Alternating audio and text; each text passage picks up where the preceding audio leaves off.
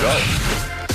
Good morning, everyone. Welcome to First Things First. Jenna Wolf, Brandon Marshall, Kevin Wilds. We actually have a jam-packed show. A lot going on this Wednesday morning. We're going to start with a big decision that was made in Pittsburgh yesterday that can affect a lot of things now in the NFL getting ready for this Week 17. So we're going to start in Pittsburgh, where the Pittsburgh Steelers made the announcement we thought they might make yesterday. They're going to sit Ben Roethlisberger Sunday against the Browns. They've already won the division. They can finish no worse than third now in the AFC, and Big Ben's big arm could probably use some big rest. So the Steelers will turn to Mason Rudolph in what will be a rematch of that ugly brawl with Myles Garrett last year. But, Brandon, let's focus on Mike Tomlin's decision here to rest Big Ben ahead of the playoffs. You like this move? I love this for a veteran player, for an aging player. Absolutely.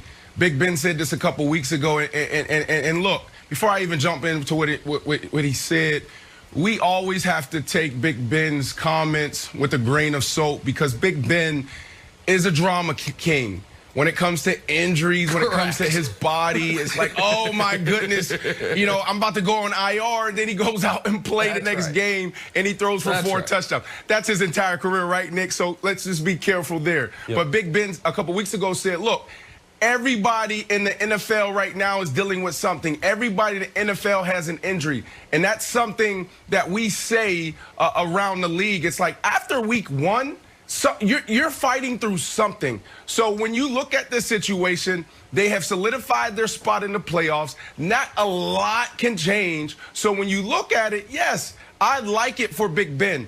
You got guys around the league that manage their body, manage their arms a little bit differently. You go down to New Orleans, you go down to the Bayou, and you look at Drew Brees. Drew Brees doesn't throw the ball on Wednesday, right? Like, yeah, I was there for a couple of weeks, there for a month, and I saw this guy just sit in the back, just get the mental reps and go through the motions, but he never threw a ball. Teddy Bridgewater was the guy on Wednesday that led the #1 offense and threw all the balls to the wide receivers, tight ends, and running backs, and routes on airs and one-on-one.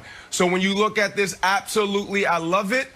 Big Ben will go into the playoffs fresh, and he will be able to heal whatever's going on in his body, because there's some things, Nick, we just don't know what these players are dealing with. It's just not on the injury report.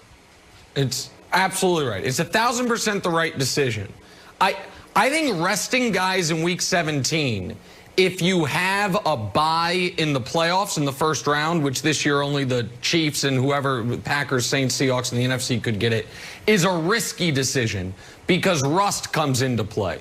But if you don't have a bye and you're essentially locked into your playoff position, you can give yourself a bye, and that's what Tomlin's doing for his most important player and his oldest player, and it's absolutely the right decision. The Steelers have won the division thanks to the win against Tennessee, so they know no matter what, no matter how the playoff bracket breaks, if they win in round 1 and Buffalo wins in round 1, they're playing Buffalo in round 2 no matter what. Now, this could determine if that game's in Buffalo or Pittsburgh, but given the lack of fans, that probably has less import this year than any other year.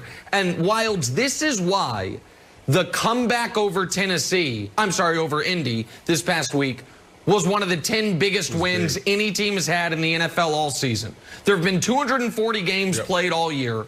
If we were to rank them in importance, near the top of the list would have been an early game, Packers beating the Saints, because that's the tiebreaker and the reason right now they're the 1 seed. Chiefs beating the Bills would be close by, because had they lost that game, the Bills would right now be the 1 seed. And shortly thereafter on that list is what the Steelers did last week. Because if they lose that game, they now have to play Big Ben in Week 17, because it's to win the division.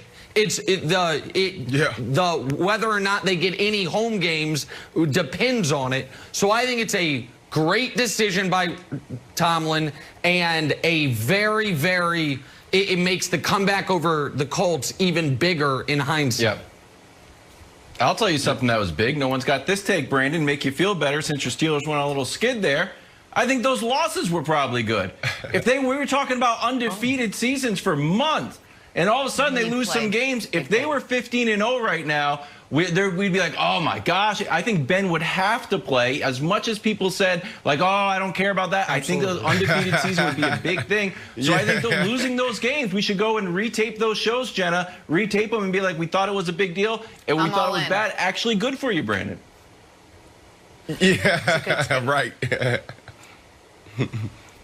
Well, all right, so wait, let's talk about absolutely. what this... I couldn't imagine... Finish your point, Jenna, and then really I'll quickly, jump I couldn't imagine being, in that position if I'm Mike Tomlin, even going back to Bill Belichick. Do you rest your guys when this game really is meaningless, and or do you play to go for a record, right? When the ultimate goal is to win a Super Bowl. If I'm a head coach, general manager, I will struggle making that decision. So it's a great point. And maybe it's meaningless for the Steelers. It is certainly not meaningless for the Cleveland Browns. In simple terms, a win would very much be nice for this team. A Browns win snaps the NFL's current longest playoff drought. It is 18 years. Boy, Cleveland would love to snap that because it's embarrassing. So for the Browns to make the playoffs, they need to win. Boom.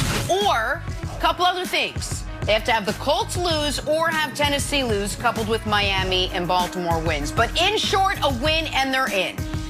So, Brandon, let me ask you this. If they don't win and they don't get help after what they put together this year, what do you think it means for Baker and the Browns if they miss the playoffs?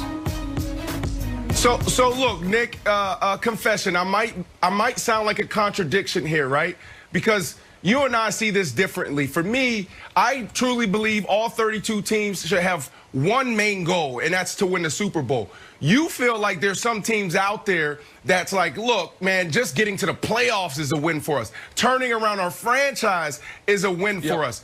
So I do believe that, right? But at the end of the day, when the dust settles, they say they lose and they don't make the playoffs. When the dust settles, if I'm Baker Mayfield and the Browns, I do, pop my head up come the end of January, the beginning of February, and I'm like, you know what? We are trending in the right direction. We can build off of this, right? Because you got to start thinking about, what happened the year before and what you can do to build on it and be better. So you have to go through this assessment of the year before. And when you do that and you start thinking about the positive you can take out of it moving forward, I do think there's a lot that you can be proud of. But at the end of the day, you're still a loser. So Nick, I might sound like a walking contradiction right now, but I don't see the Browns not being in the playoffs. So here's the thing. Great. And your take surprised me. My take might surprise you. If they don't make the playoffs, it erases almost all the good they did this year.